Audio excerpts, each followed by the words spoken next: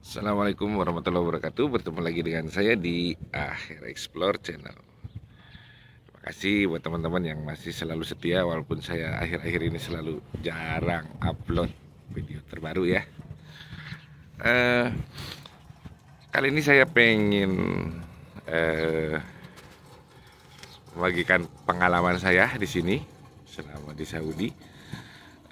Ada satu pengalaman pahit yang baru saja saya alami sebetulnya ya. Mungkin sebagian teman-teman sudah tahu bahwa kemarin-kemarin mungkin 1 atau 2 bulan yang lalu saya sewa kendaraan ya.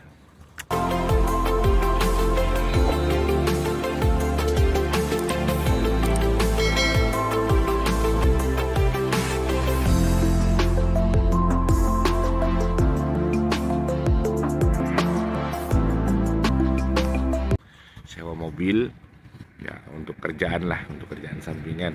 Dan saya mengalami insiden waktu itu tabrakan beruntun. Ada melibatkan sekitar 5 kendaraan ya, dan ini pelajaran buat kita semua. Jadi di sini di Saudi itu sebetulnya yang namanya hutang piutang itu dipastikan bakal lunas.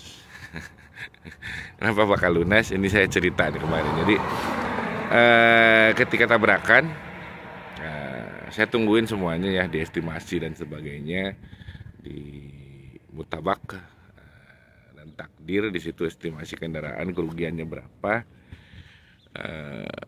Saran saya ketika terjadi hal seperti itu, secepat mungkin teman-teman tutup ya. Kalau tidak ada tuntutan ini harus ganti rugi sekian ya.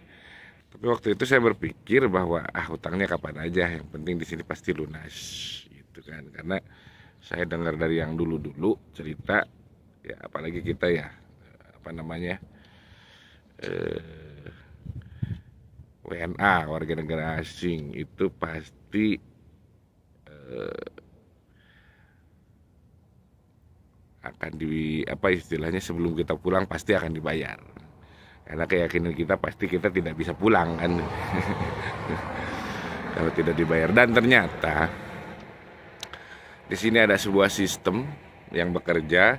Jadi ketika tidak menghubungi sama sekali ya karena tadi pemikiran saya nanti juga pasti saya bayar gitu kan.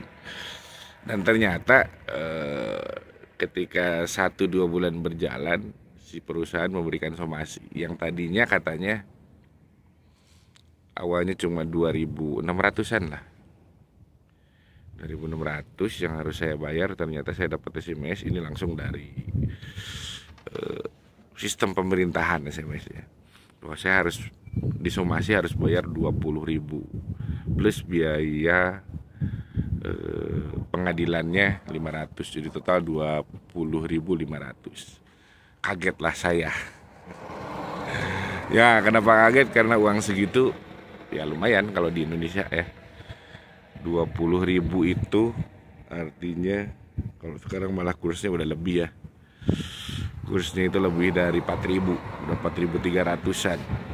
Udah berapa itu, lebih dari 80 juta plus yang 500-nya. Nah, ini SMS yang saya dapat.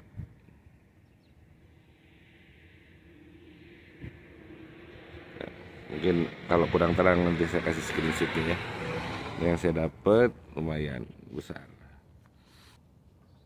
Dan kemudian ini biaya sidangnya 500 rial.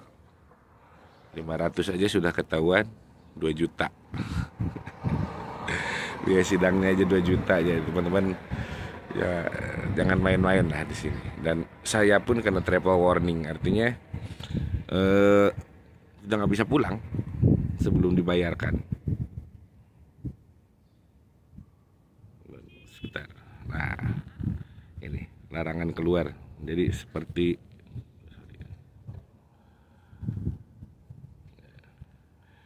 jadi kita sudah seperti tahanan kota, nggak bisa kemana-mana.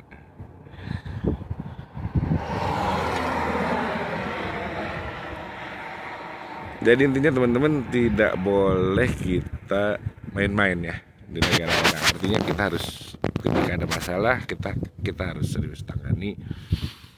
Dan kemarin setelah itu saya coba kembali ke rental mobilnya, ternyata hanya 4.300. Tapi lumayan ya, 4.300 juga. 4.300 juga uang besar ya. Bahkan jujur saja itu mungkin beberapa kali gaji saya di sini. Jadi ya harus hati-hati lah. Ya alhamdulillah sih dapat pertolongan dari teman kemarin.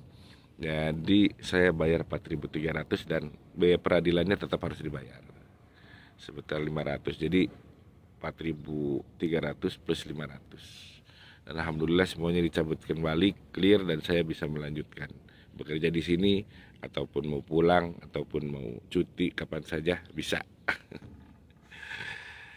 Ya, jadi teman-teman hati-hati sekali ketika mau pulang itu di bandara kita pasti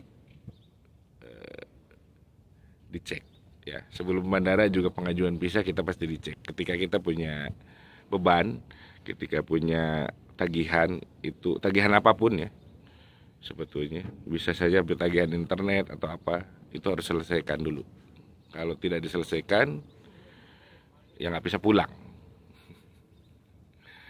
Oke teman-teman, begitu aja vlog singkat hari ini. Semoga nambah wawasan buat teman-teman. Saya tutup dengan billahi taufiq wal hidayah. Wassalamualaikum warahmatullahi wabarakatuh.